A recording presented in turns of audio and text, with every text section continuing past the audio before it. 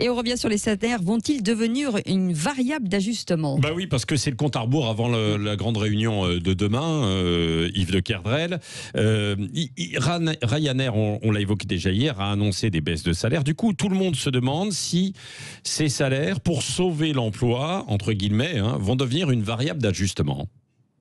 Oui, Patrick, c'est une question qui est à la fois très juste et en même temps tout à fait paradoxale. Très juste car nos entreprises vont être frappées par une récession historique. Bruno Le Maire a parlé de moins 11% hier, ce qui est vraiment historique. Et paradoxal car pendant la crise, les pouvoirs publics ont réclamé des hausses de salaire pour les caissières, les routiers ou les éboueurs. Par ailleurs, le Ségur de la santé qui a démarré il y a une semaine prévoit d'ores et déjà 4 à 5 milliards d'euros de hausse de salaire pour les soignants. Vous voyez que nous sommes dans une situation compliquée avec des entreprises comme Renault contraintes de se séparer de milliers de salariés et puis un climat post-coronavirus qui incite au contraire à ce qu'on soutienne la consommation et donc qu'on ne touche surtout pas aux salaires ou au moins qu'on les augmente. Oui, c'est ça. Mais à l'étranger, dans certains pays, ils ont moins de scrupules pour nous que nous, manifestement.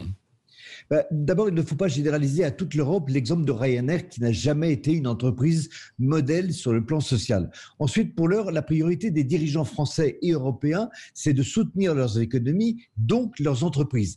Et ça, non pas en les incitant à payer moins leurs salariés, mais en leur apportant l'argent frais qui leur manque. Alors, à cela, c'est vrai, s'ajoute un débat sur les relocalisations qui pourrait donner lieu à un débat sur les salaires. Car je vous rappelle qu'un ouvrier tchèque qui construit une 208 est payé un peu plus de 500 € par mois, alors que celui de Sochaux qui fabrique une 3008 touche 4 fois plus. Ouais, donc il y a un problème, il y a une question. Ouais, c'est vrai. Alors les syndicats donc ont rendez-vous à l'Élysée demain. Est-ce qu'ils vont évoquer ce sujet, Yves ?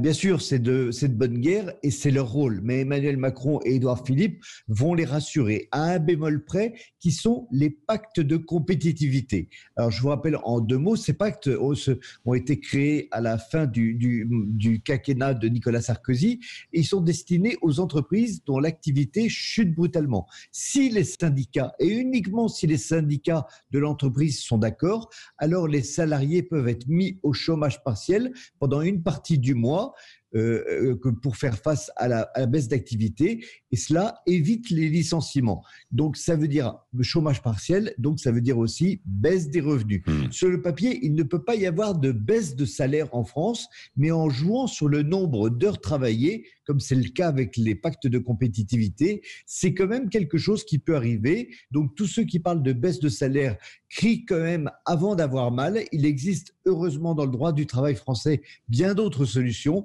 même si beaucoup d'économistes en conviennent, y compris à gauche. Même si beaucoup d'économistes estiment que le niveau du SMIC est trop élevé et joue actuellement contre l'emploi. Oui. Contre l'emploi. Y compris donc à gauche. On estime que le niveau du SMIC est trop élevé. François Hollande avait demandé à la fin de son quinquennat, c'est un rapport. Ça fait partie des rapports qu'on commande et qui sont vite oubliés et classés dans une armoire très haut, qui sont déjà couverts de poussière. Un rapport à Gilles Berset, Philippe Aguillon et un autre économiste qui sont classés à gauche, et ils avaient estimé que le SMIC était d'un niveau trop élevé. Oui. Merci à vous, Yves de Kerdrel.